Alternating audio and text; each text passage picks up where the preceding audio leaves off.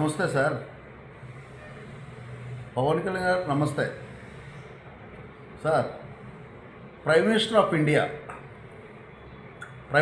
India మీ ఆరోగ్యం బాగోలేదనేసి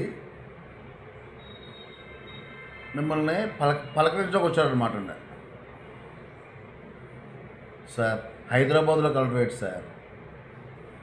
అలా కాదు, హైదరాబాద్లో కలవడం సార్? నాకు అర్థం కావట్లేదు సార్. మీరు గాజువాకలో ఓడిపోయారు, అలాగే భీమవరంలో ఓడిపోయారు. అయినా సరే కానీ సార్, పిఠాపురం వాసులు మిమ్మల్ని గెలిపించారు సార్.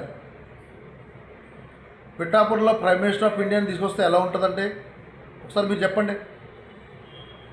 పిఠాపురానికి ప్రైమ్ మినిస్టర్ ఆఫ్ ఇండియాని తీసుకొస్తే ఎలా ఉంటుంది? పవన్ కళ్యాణ్ గారు, it is not good sir your behaviour.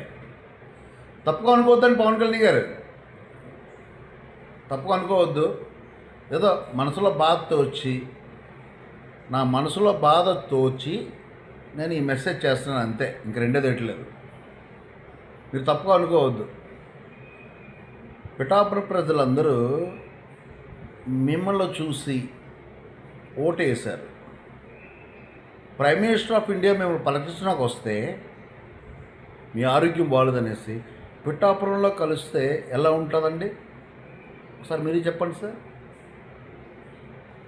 మీ పిఠాపురం వాసులు సార్, మాకు బాధ వస్తుంది సార్.